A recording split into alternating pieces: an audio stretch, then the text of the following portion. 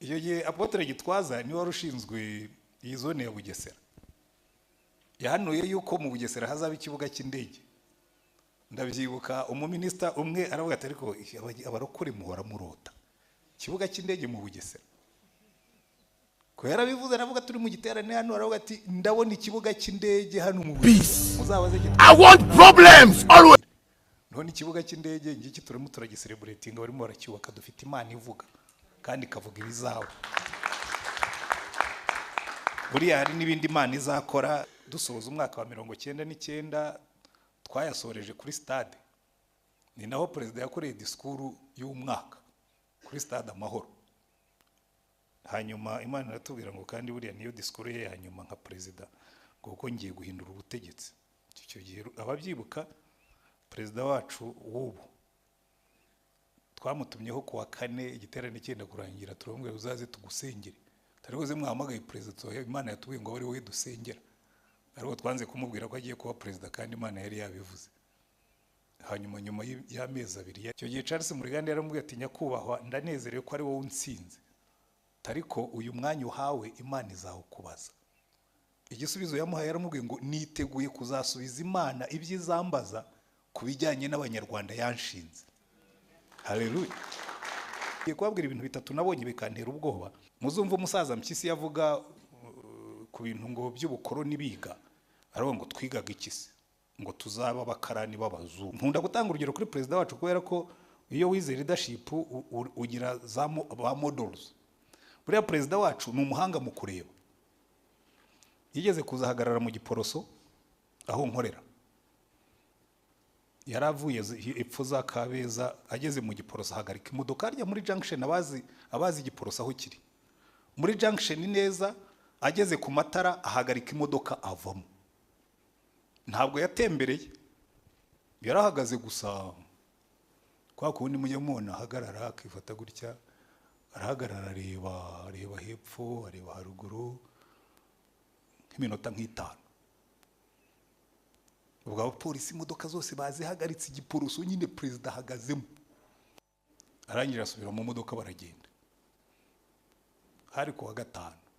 Ku wa mbere mu gitondo mbona meya na za protokole nini zose, meya w'umugirero burya wari n'akaganga, mbona azanye n'umukuru w'ingabo n'umukuru wa polisi. Icyo gihe bari bakiri na ba meya bataraba badeya, mbona azanye na meya wa Gasabo na meya wa Kicukiro na meya wa Nyarugenge n'abandi. Igitero cy'imodoka nini baraza baparika mu Giporoso. Hanyuma ndasohoka njya kureba ko tugenderewe n'abayobozi habaye ko batananumyeho. Meya tugihura arambwira ngo ariko ngwe pastori ugira amaso areba. Aha kabaye.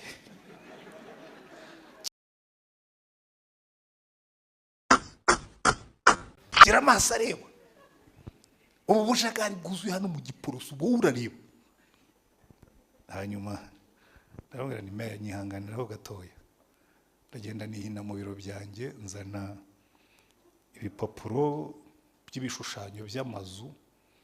Ndabwira nyakubahwa meya, ubu ngubu iyo ofisi yawe bikora vuba tuba tugeze kure twubaka aya mazu. Itayambara agapfukamunwa. Nahubwo mwarantindiye. One stop center. Aba bantu koko barasabye ati nyakubahwa meya ati hari ibintu byabo kandi ubwo twari tumaze amezi henda mbyinirira ninginga arakabaho perezida waciye mu Giporoso.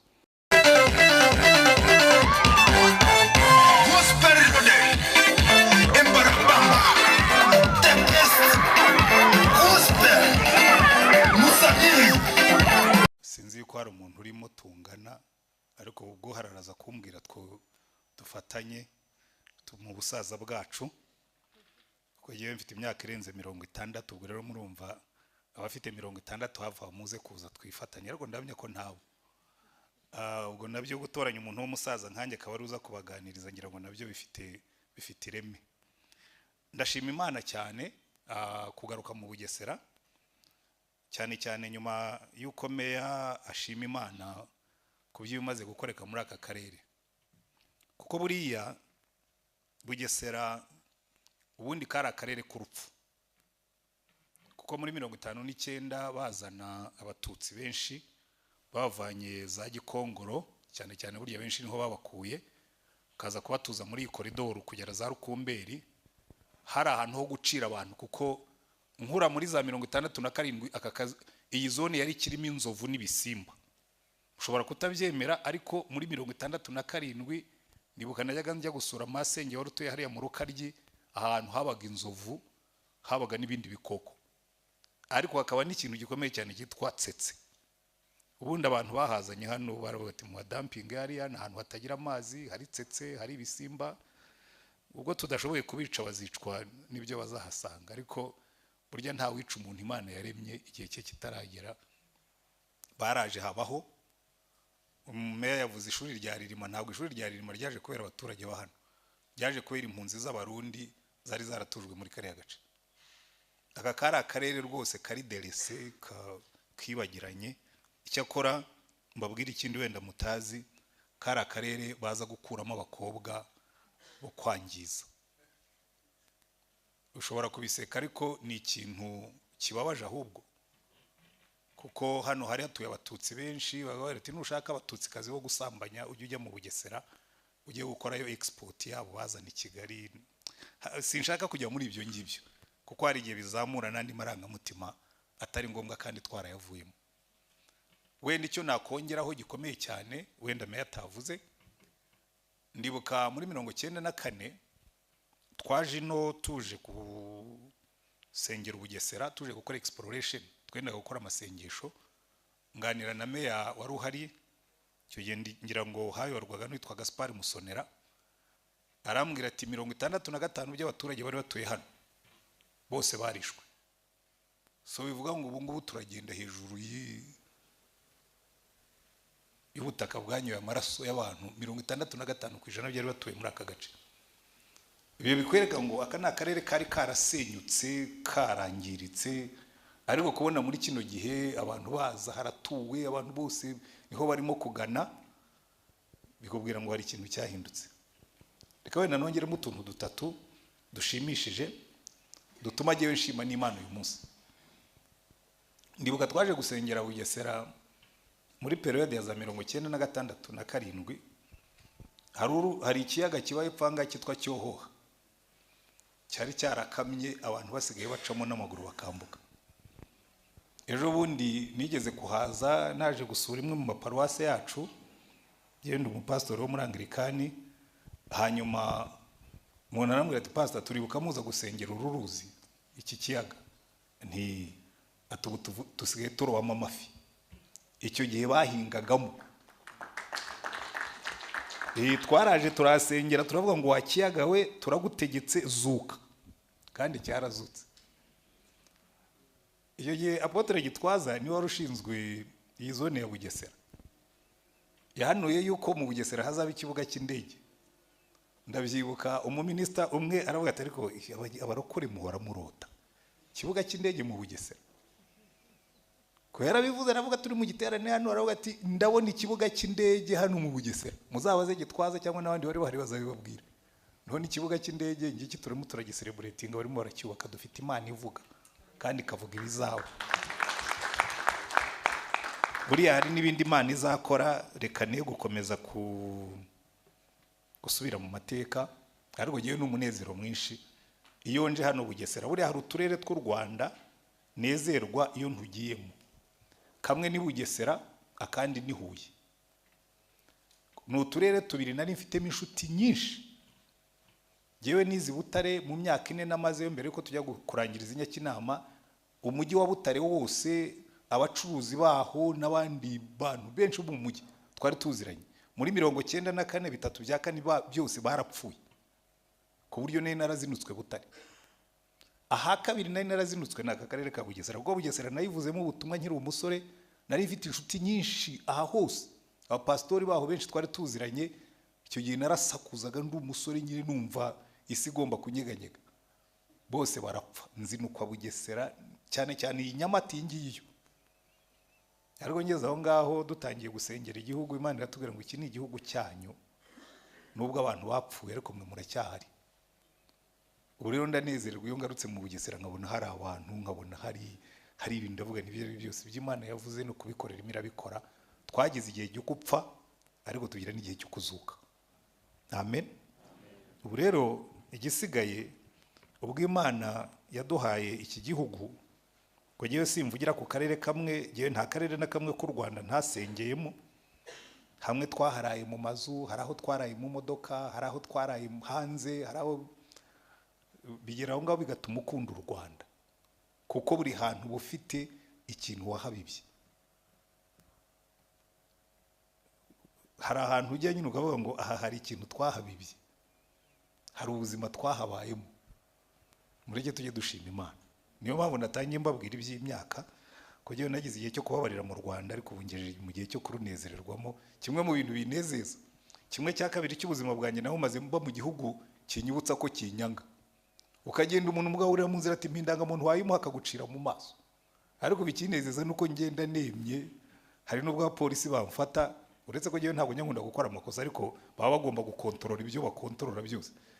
Bamfata mbere yuko bakontorora ngo pastor ni wowe, se ko wari umagaritse washakaga ngo nkwiki ati gendere, ubwo ari wowe buri ugomba kuba nta n'ibintu by'amakosa urimo.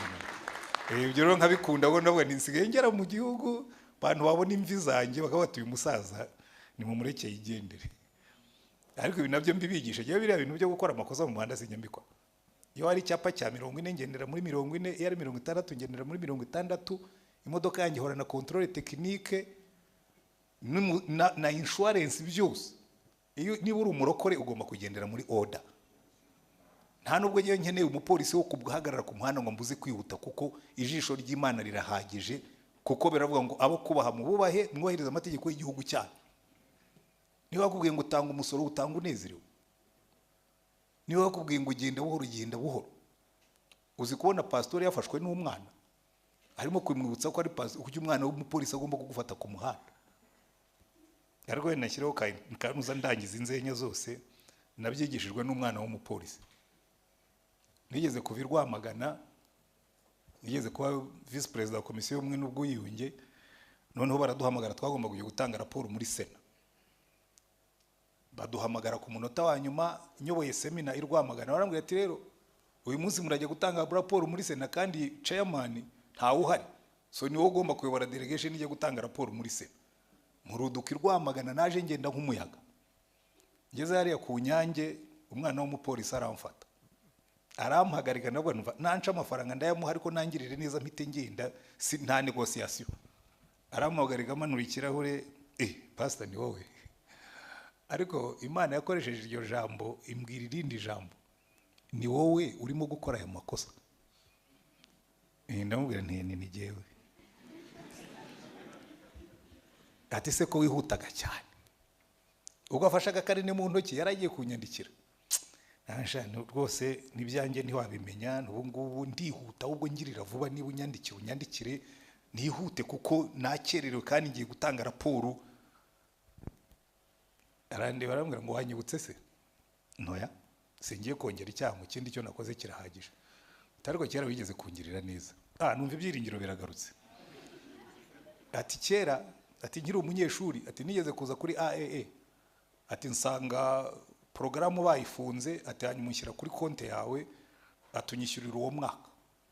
Najyaga mbikora iyo nabonaga umwana wagize ikibazo yasanze porogaramu zacu twarangije kuzuza umubare, harabona agiriraga impuhwe, yaba ari nko mu wa gatandatu babasha ntuzanirwe kwiga ugeze mu wa gatandatu, ugende bakwandikire amafaranga yanjye bajye bacisha muri porogaramu nkurihire.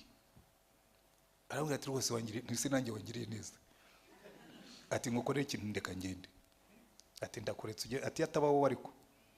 Ati umutima w'impuhwe wari umaze guhagarara. Ukuntu wagendaga nibazwa uyu muntu n'umwiyahuze.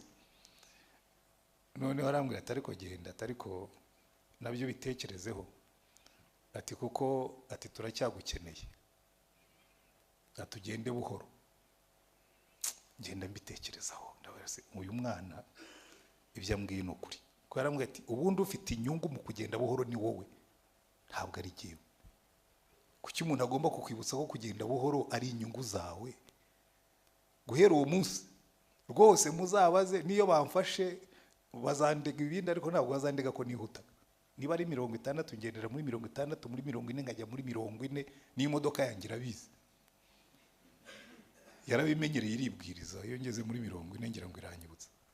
So tugomba kuba umushobora kwibaza impamvu ntangiye gutya, no ibyo bije gusa ari nka digression, ariko tugomba kuba pastori bafite civic understanding, kumva ko iki gihugu ari icyacu, kugikorera ni ibyacu, kugiteza imbere ni ibyacu, na service delivery ikajyamo.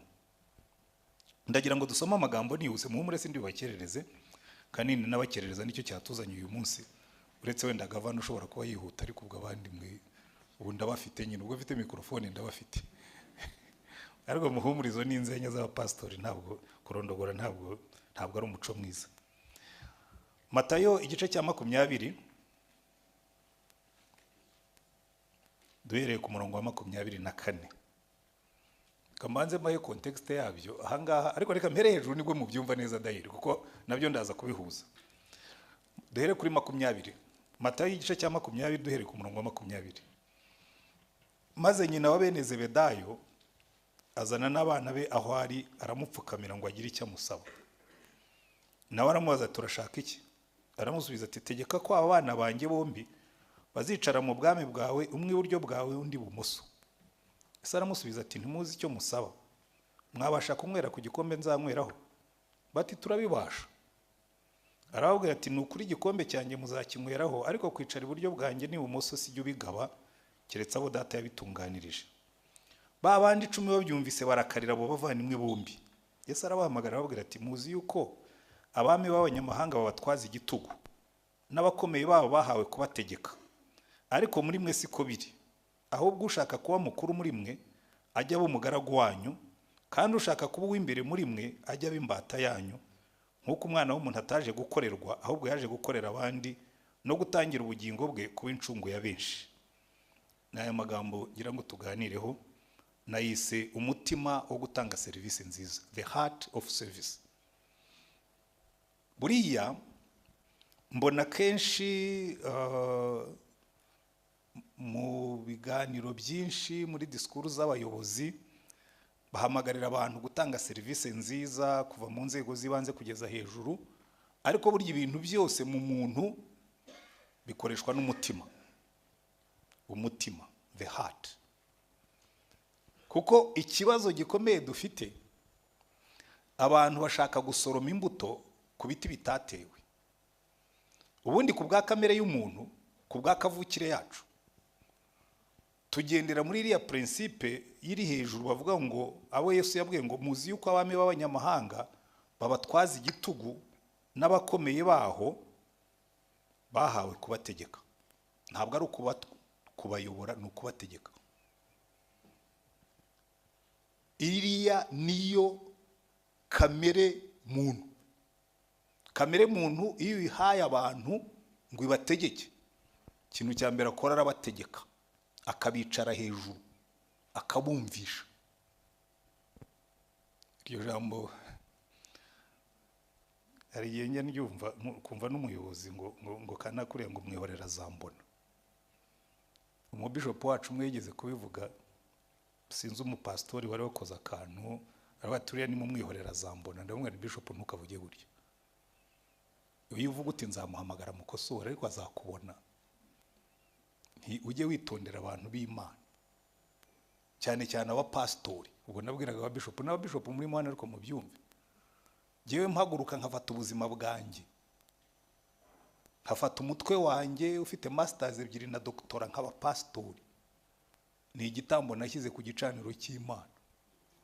Iyo rero ufashe ibintu by'ibifurusheti n'iby'umukajya ujombamo nk'abahungu ba Eli, ushobora kumva Imana igukubise utazi icyo uzira. Mujye mwitondera abantu b'Imana,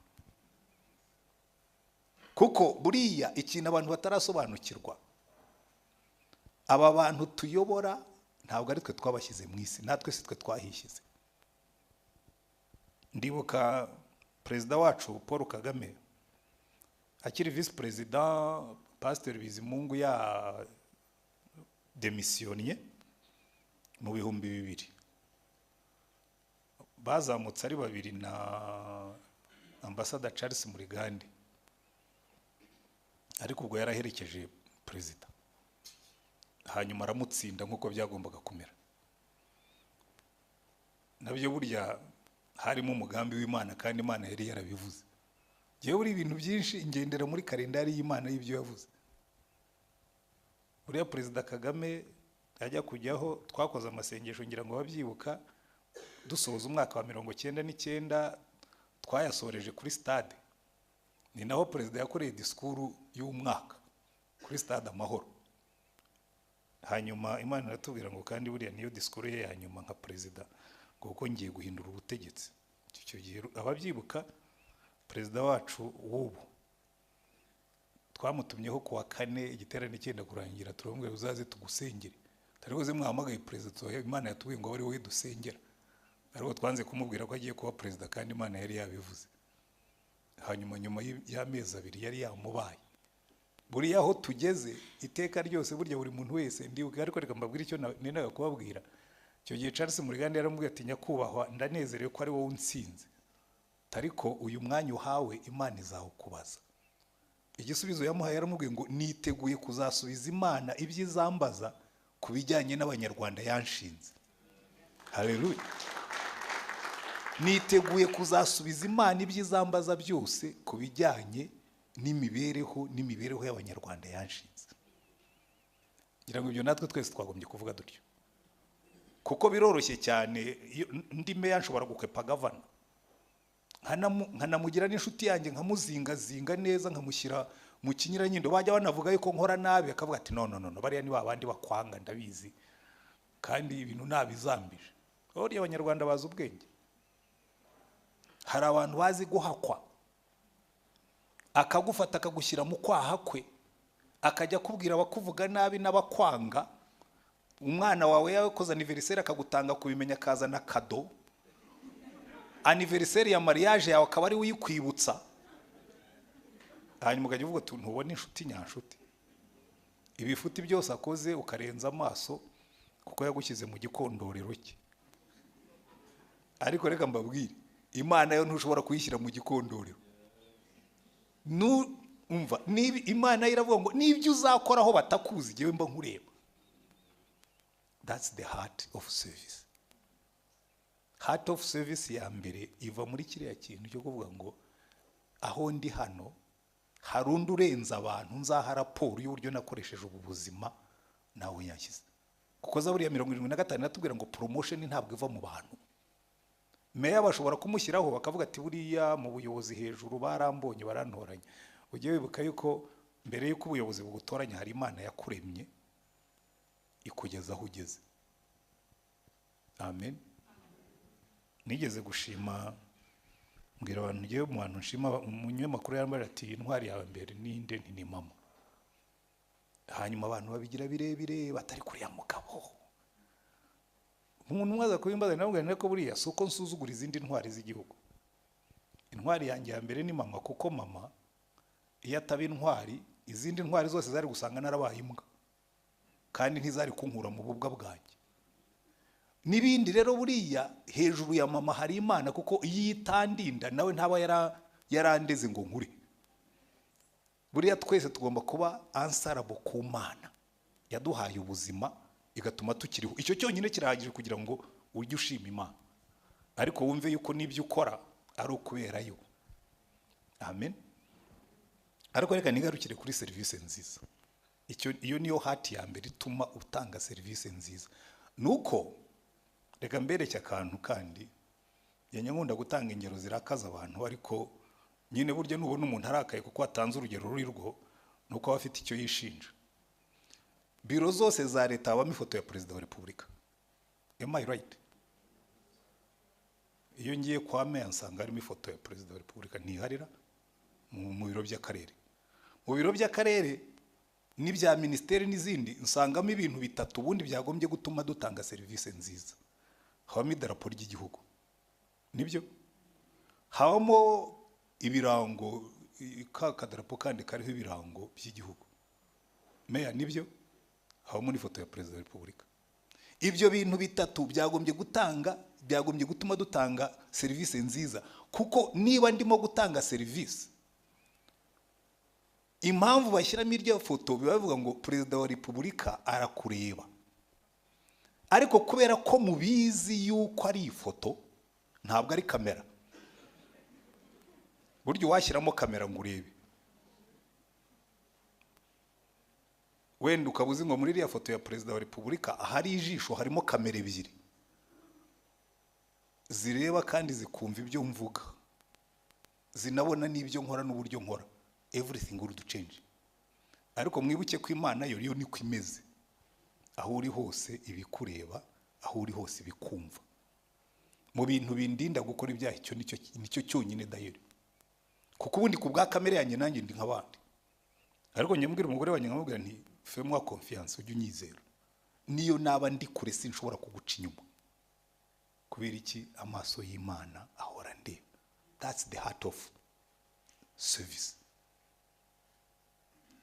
Icyampa buriya nuko nyine bari ifoto ihari dushyiraho idarapo kuko wararahiriye igihugu.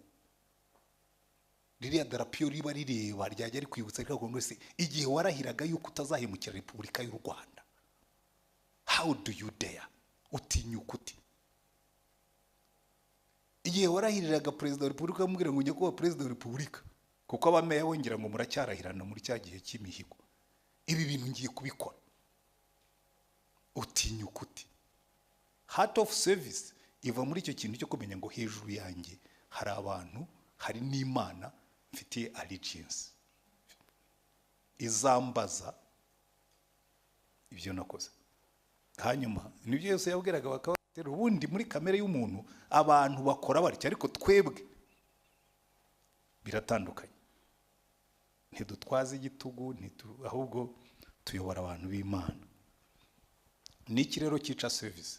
Ko ndaza uwo mutima wa service ndaza kugaruka, ariko reka mbaze ikintu cyica service cya mbere. Hari umurage mubi, ikintu twita umurage mubi wa gikoroni. Buriya kera mu mashuri y'abasogokuru bari bafite ishuri ryabo ryitwaga itorero. Umwana yigishwaga gukunda igihugu ku buryo no kugipfira yumvaga ari ishema.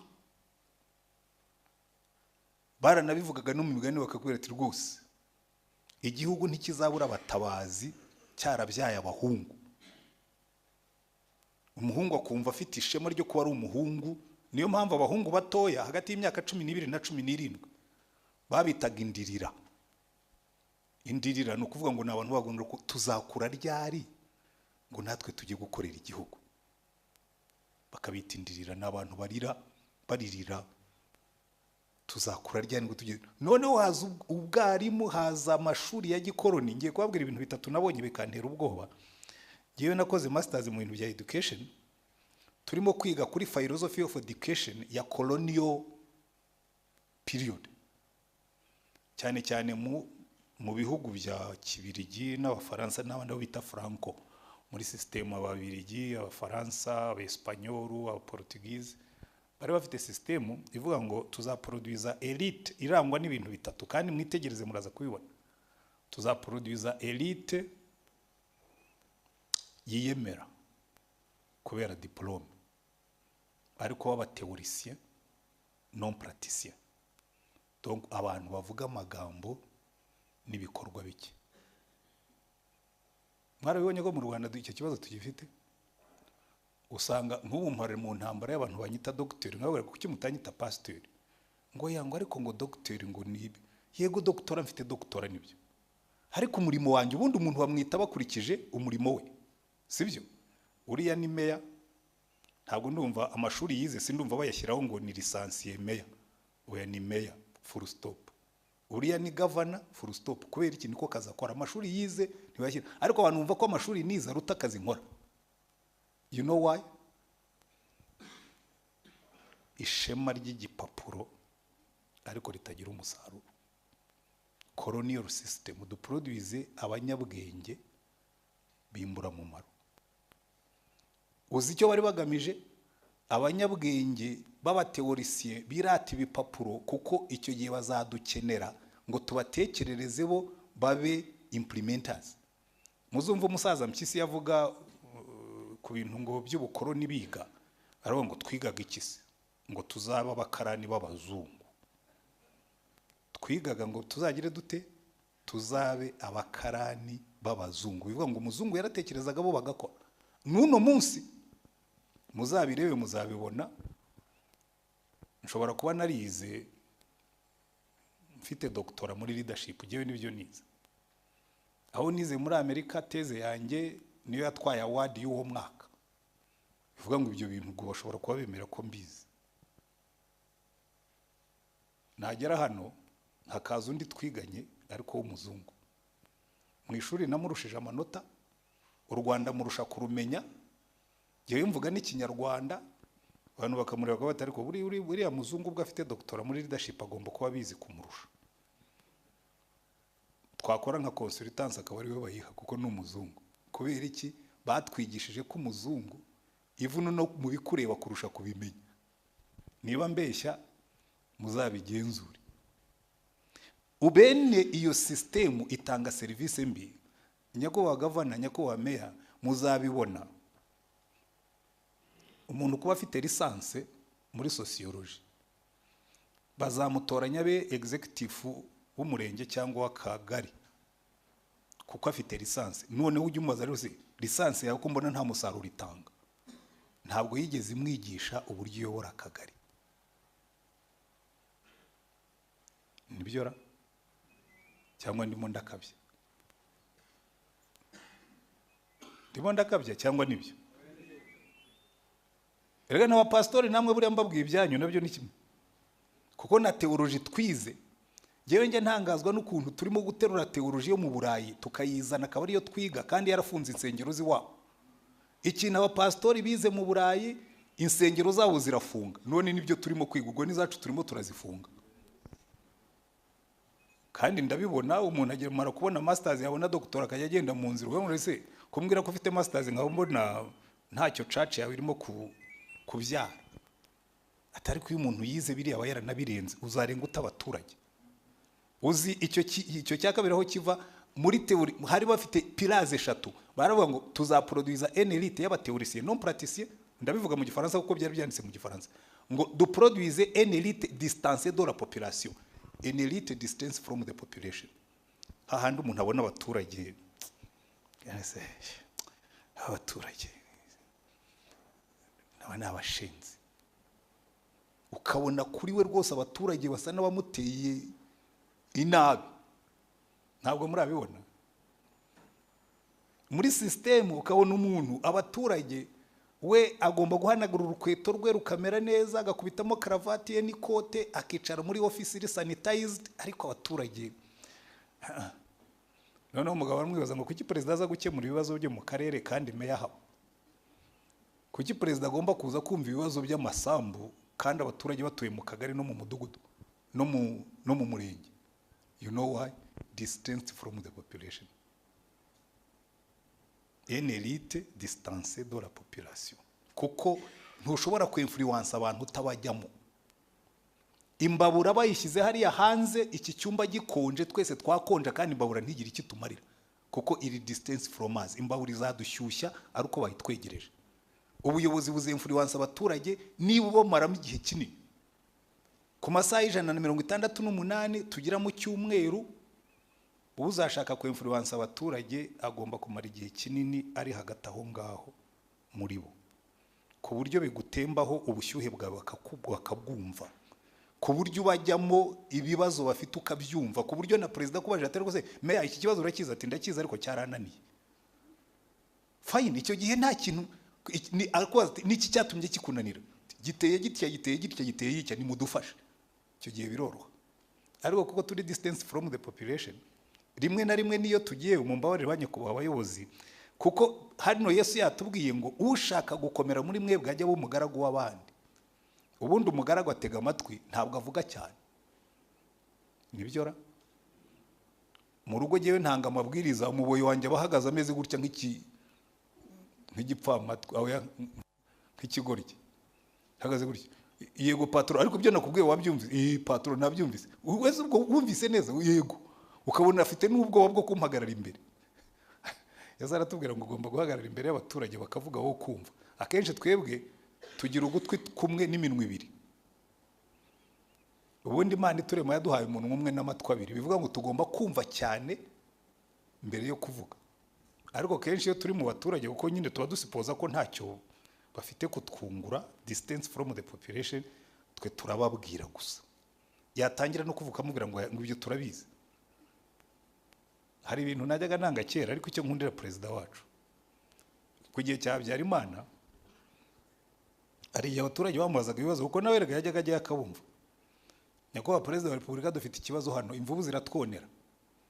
Nabaga iriya mu Mutara niho ngewe nakuriye, n'intare zikaturira inka. Icyo kibazo turakizi, tuzagishyikiriza inzego zibishinzwe.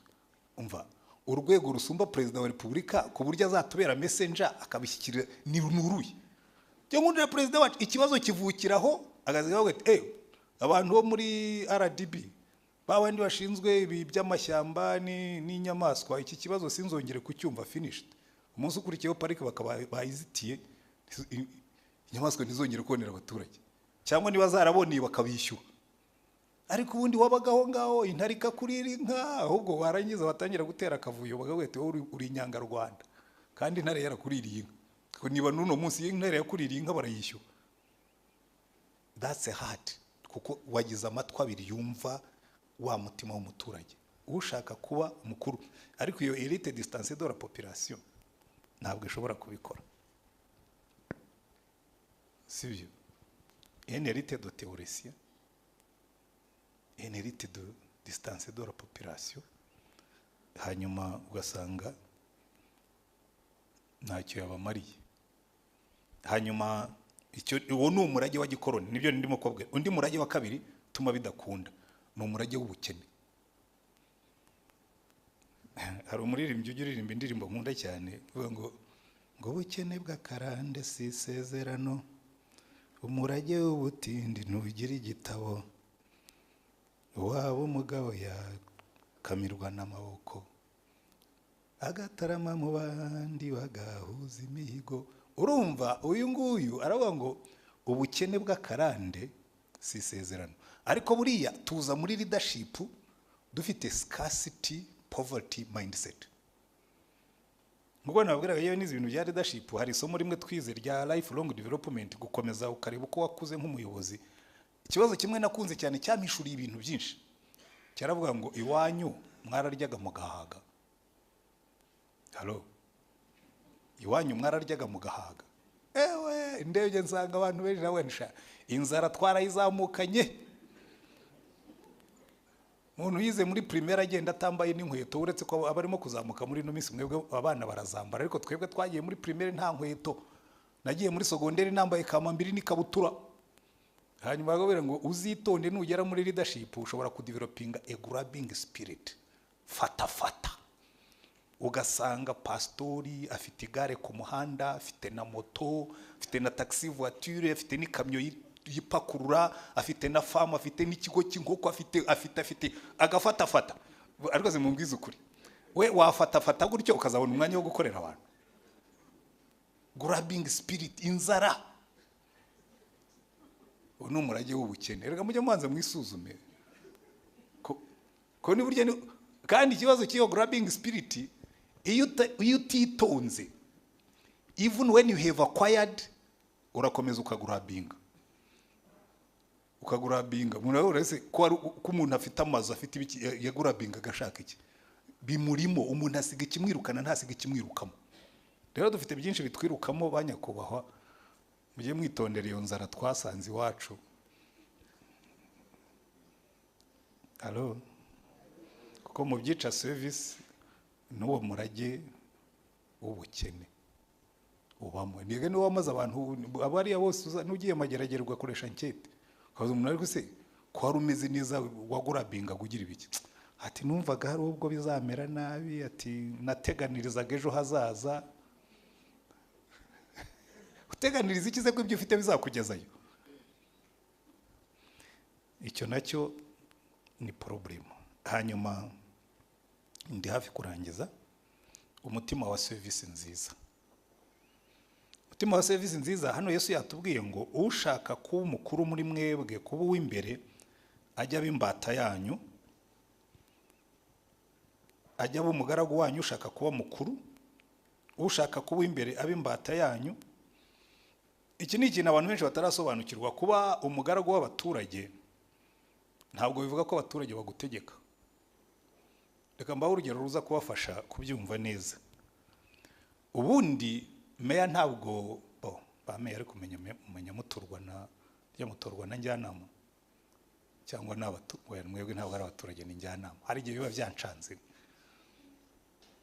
Ariko nabo tuvuga ko dutora, ngira ngo uburyo umuntu dutora ni umwe wenyine, ni perezida wa repubulika, kuko mu badepite dutora amashyaka, siko bimeze. Hanyuma perezida wa repubulika we turamutora. Uriya we ni intumwa yacu, namwe mukaba intumwa ze, sibyo? Rero ni nayo mpamvu bashyira ifoto ye hariya, bagashyiraho n'idarapo bibakubwira ngo uri intumwa y'iki gihugu n'uyu nguyu ugihagarariye. So what does it mean? Abarimo mukiri batoya mugira abakozi bo mu rugo n'abana. Umuboyi wawe cyangwa umuboyese ni umugaragu w'abana bawe, kuko ashinzwe kubakorera, sibyo? Ariko bariya abana ntabwo ari ba patro be. Patro wawe nuriya umanitse ifoto ye hariya, n'iriya darapo nuriya uhagarariye igihugu. Ariko abo yagushinze ugomba kwitaho nk'uko nshinga umukozi wanjye wo mu rugo n'aba baturage. Uri umugaragu wabo kuko nagutumye ngo bakorere. Uri umugaragu wabo kuko igihugu cyagutumye ngo bakorere. Ariko ntabwo ari abayobozi bawe. Murabyumva neza? Ariko ninsiga umukozi wanjye mu rugo, nkamusigira amafaranga, nkamusigira ibyangombwa byose, nagaruka nkasanga abana banjye bashonje, uwo mukozi azabona kaga, kuko ntiyabaye umugaragu w'abana banjye kandi aricyo namutumye. Biriya nicyo Yesu yavugaga. Ntabwo Yesu yigeze atubwira yuko abaturage, kuko iyo abaturage bagutegetse bagutegeka akajagari, nabo ubwabo ntibaba bazi iyo bajya. Muzibuke Mose akuye Abayisiraheli muri Egiputa, iyaba umugaragu wabo baba barasubiyeyo, baramubwiraga ati twebwe ntabwo dushaka kugenda muri ubu butayu, dusubize muri Egiputa. Rimwe na rimwe Imana yagombaga kubakubita kugira ngo bagende. Rimwe na rimwe bizaba ngombwa yuko tubwira abaturage ngo no, ugomba kugenda kuko aho turimo kuva ntabwo dushaka ko musubirayo. Ariko baza bashaka gusubirayo. Twe turi abagaragu babo kuko dufite uwadutumye kubakorera, ariko si bo bategetsi bacu. Kandi ibi ngibi ko bivuga gutyo suko mbapfobeje, ntabwo ari nka bya bindi bya gikoroni. Nuko iyo ushaka inyungu z'umuntu, nkomeze nkoresha example y'umuboyi n'umuboyese. Hari igihe bagusigira umwana udakunda kurya, ukamugaburira yanga, ukamugenza buhora ariko akarya, kuko baramugusigiye ngo arye, sibyo? Iki rero ni ikintu tugomba kumenya. So twe turi abakozi babo, ariko bo si abayobozi bacu. Ariko ibyo kugira ngo bibe byiza birasaba ikigiye gukurikiraho ngiye kubabwira. Hari amagambo njya nkunda cyane, arimo verbs 3, inshinga 3 zigenga transformative leadership, kandi ziba muri Bibiliya, ariko n'ahandi hose uzazihasanga. Muri management isanzwe itari Bible based, bagira ikintu bita, ngewe mbishyira mu Kinyarwanda kugira ngo bivugike neza, bita mbwa. Sicyo bita mbwa? Mbwa, dog, mbwa, MBWA. Ariko na abbreviation y'Icyongereza, gusa mba nyisomye mu Kinyarwanda kuko mbona imbwa zibikora neza. Babyita management by walking around. Management by walking around, mbwa, MBWA. Ubundi mbivuze mu Cyongereza byaba ari MBWA, cyangwa mu Kinyarwanda ni mbwa. Burya imbwa ikunda kugenda mukagenda igukurikiye, ariko yagera hirya ikabona igihuru itagiyeho, igasubira inyuma nacyo ikabanza ikakitegereza, ikagihunahuna, sometimes ndetse igasiga landmark, ikavuga ngo hano narahanyuze. Niyo mpamvu burya imbwa itagiyoberwa aho yanyuze, kurikira landmark, ikavuga ngo ahantu narahanyuze, ndahazi. Mbwa, management by walking around. Buriya rero muri management by walking around bigengwa na verbe 3 buri muyobozi wese yagombye kumenya. verbe ya mbere Imana yabwiye Mose mu Kuva ibice 3 umurongo wa 7 ngo Uwiteka abwira Mose ati nukuri mbonye kubabara k'ubwoko bwanjye buri muri Egiputa. Inshinga irimo ni iyihe? Mbonye. Numvise gutaka batakishwa n'abakoresha uburetwa. Inshinga irimo ya kabiri ni iyihe? Kumva. Kuko nzi imibabaro yabo. Iya gatatu kumenya. So ziriya nshinga eshatu buri muri da wese ushaka kuzana impinduka yagombye kuzitaho. Mbonye, numvise kandi nzi.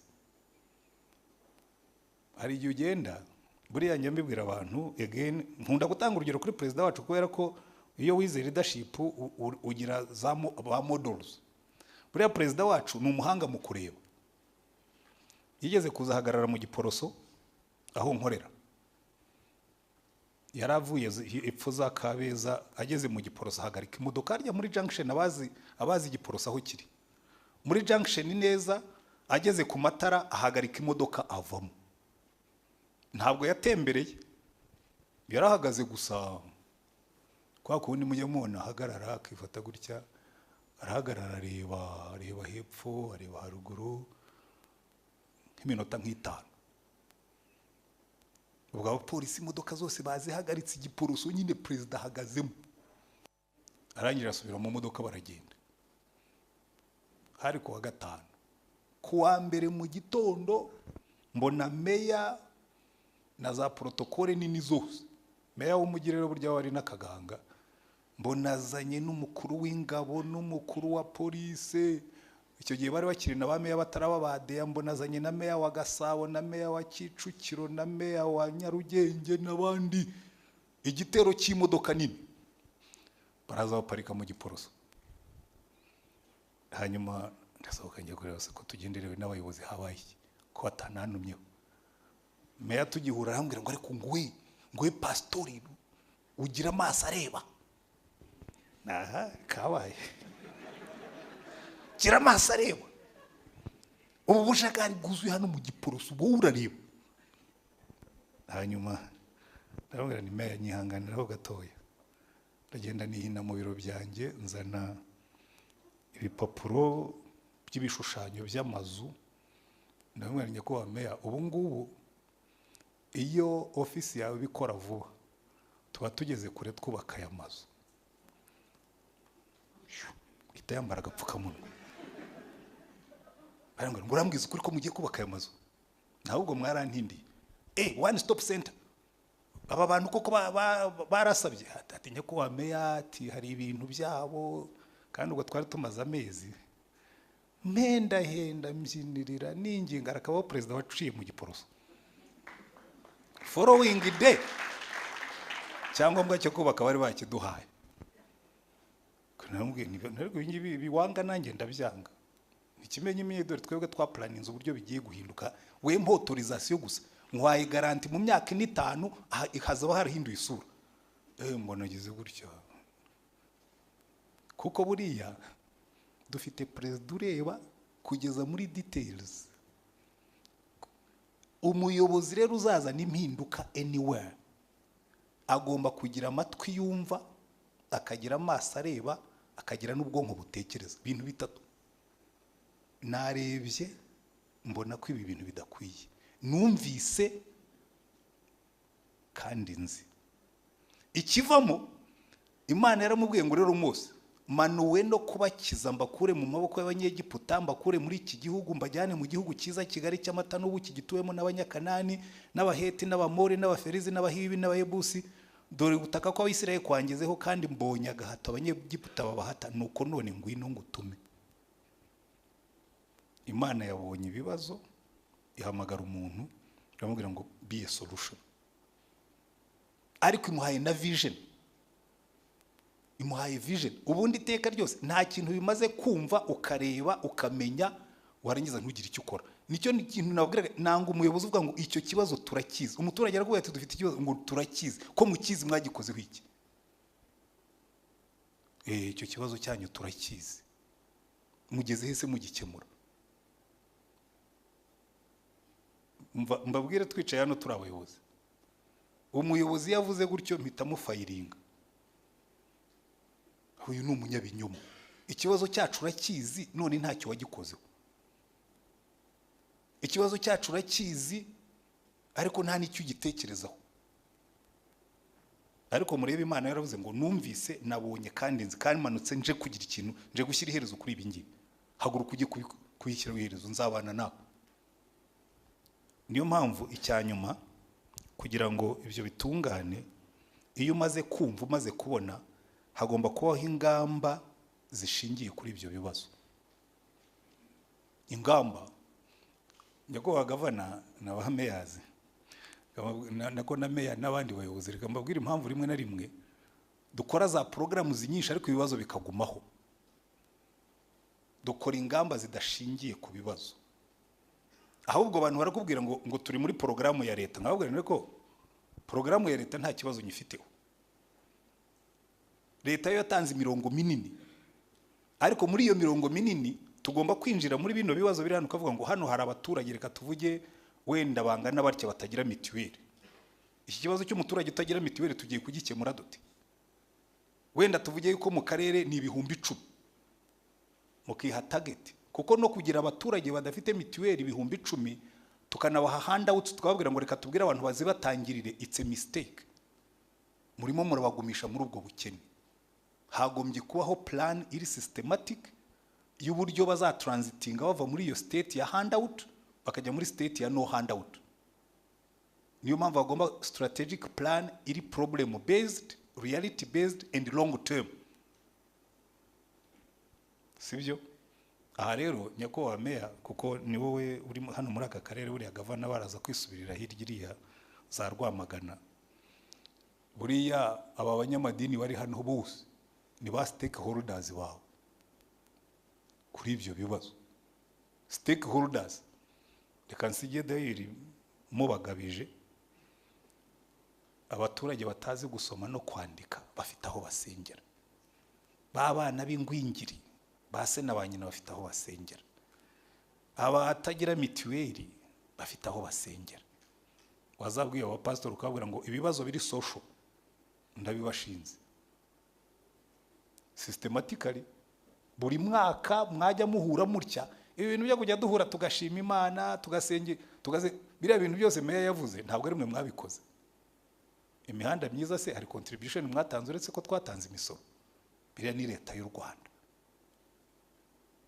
Amashuri yubatswe harimo yego nayo natwe twubatse, ariko minervari z'abana bazitanga sometimes usanga bamwe tunabirukana kandi biga mu ishuri ry'itorero. Hari umwana umwe yari umukristo wo mu itorero rimwe, sindi buvuge amazina, duhuye nsanga yibereye mu Isilamu, shisha wahinduye uti arambwira ateka da, ati ngewe nigaga mu ishuri ry'itorero baranyirukana, ati ngiye kuri école islamique baranyakira, ati mbona yuko idini nyakuri ari yita ku mfubyi n'abapfakazi mu mibabaro yabo, rero unibereye mu Isilamu. Ntacyo mfa na Isilamu, ariko ubwo nahigiye isomo. Aze umwana avuye mu ishuri ryawe kandi ni ry'itorero, ni imfubyi, ucyurera abana amafaranga atanga, nta nubwo urebye uko ari imfubyi ngo wibuke ko Imana yakubwiye ngo idini nyakuri niyita ku mfubyi n'umupfakazi. Meya, reka ndimo ndasoza na governor, holders responsible, kuko aba bantu bitwa abo mwita abaturage nibo twita abayoboke. Ngira ngo let's hold each other responsible. Natwe nitubona muduha service mbi tujye duhamagara meya, tubwire ngo meya hari ibintu turambiwe hano, aba executive bawe mu tugari baraturira abaturage ruswa. Naje numva ikiganiro cya ruswa, muzi yuko ruswa mu Rwanda ubu ngubu yarazamutse, kandi zimwe mu nzego zivugwamo mu kuzamuka zicaye hano nyakubahwa gavana, zicayemo hano. Iza mbere ziza kuri top of the list inzego zibanze, izindi zizamo polisi, nabonyemo na RIB, bose barimo. Muze kureba muri iyo, ntabwo ari ubwo bushakashatsi sije babukoze, ni transparency bwari burimo guca kuri radio. ariko pastor ashobora kuba azi ko umuyobozi runaka arya ruswa akamwubaha muri ruswa ye. Reka tujye tuvugira abaturage dushinzwe bitwa abayoboke, nitubona byanze tugende tubwire meya tutari ko hano hari umuyobozi wawe ufite urya ruswa, abaturage barimo barakomplaininga, turabiza arya ruswa. Ariko natwe nabona abana b'ingwingiri barwaye imvunja, batiga, batagira mituweli, azabaratse wowe bishoboka bite kuragira abantu batagira mituweli? Ubwo azaba bayijwe ry'Imana. Noneho dutangiye guholding each other responsible. Nyakubahwa gavana, igiterane nk'iki kiragahoraho, ariko noneho kijye kiza tuje guholding each other accountable, tuje gutanga report y'ibyo twakoze kandi bishingiye ku bibazo bihari twakemuye. Noneho dukore celebration, tuvuge ngo hano mituweli twarabirangije, abaturage bafite icyerekezo. Ndangirize kuri aka kantu gakomeye nyakubahwa meya, mwese mugomba kwitaho. N'ubundi nari nabiteguye, ariko turimo kuganira hariya byakonfirmye ko ntari nibeshye. Bugesera n'abapastori mu byumvi, case study ya Kigali. Buriya Kigali bimwe mu bibazo by'ubukene tuhafite muzabibona mu minsi iri imbere hano mu Bugesera. Ibibazo bigera kuri 3. Icyambere, Bugesera mu gihe gitoya iki kibuga cy'indege nigitangira gukora, kuva ku mupaka n'u Burundi kugera i Kigali, it's going to be a city area. Mubishaka mutabishaka niko bizikora, kugira ngo abaturage batuye hano uko mubazi bangana bashobore kuzasurvivinga muri iyo context yavuye mu cyari kaba umujyi. Bizasaba igenamigambi ritekerejweho kandi long term. Kubera iki? Ubu ngubu i Kigali iyo mpitegereje, abantu bari batuye i Kigali bagiye bagurisha amasambu, abo twita bakavukire. Kavukire ese waraye wiriwe kavukire, iyo ndirimbo murayizi? Buriya iriya ndirimbo iri very reflective, ushatse wazayiterera abanyabugesera bakayiririmba, kuko bagiye kuba bakavukire ariko abimukira twaje. Abimukira twaje. Reba rero consequence bamo. Wa muturage utekereza nk'umunyacyaro agurisha isambu miliyoni 10, following day za miliyoni 10 nta nubwo atekereza yuko afite 20 years to live, akazinywera akaziryamo brochette, kuko azi yuko hari n'akandi gace kasigaye, izo nizishira zongera gurishe, nazo yongera yanywere, yongera yarire. Then nyakubahwa meya, 20 years after usigarana umuturage nk'abariyo twari turimo kurwana nabo bava muri Bajyahe, ariyo yitwa Kangondo, ariko bonanze kuvuga ko hitwaga. Nyamara byarashobokaga guplaninga aho abo bantu bazajya, kuko barya bintu bari za Kangondo ari yase Bajyahe, bari abantu bagiye bakena tubareba.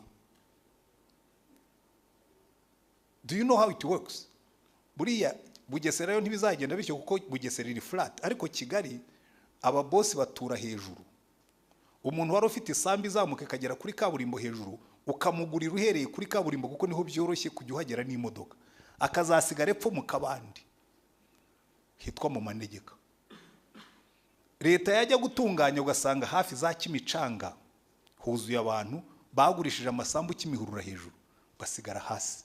Kimihurura hasi mu Myembe, Igikondo hasi muri Kanzayire, Iremera hasi muri Kajeke, n'ahandi. Bugesera nayo izamera iryo. Very soon muzabona pockets z'abakene batuye mu mujyi. Sibyo? Ni ihe plan mufite yuko uwo muntu atazicwa n'ubukene icyo gihe byagenze bityo? Tugomba kubiplaninga in advance, kuko iyi ngiye kuba city, airport city, izaba ikikijwe n'abaturage bashobora kuba batuye nabi, babayeho nabi, badafite ikibatunga. Ni ihe plan tuzakora kugira ngo batazamera baryo? Abapastori simwe, sibyo? Insengero zanyu soon, very soon, ntabwo zizaba zijyanye n'umujyi. You are going to have a problem.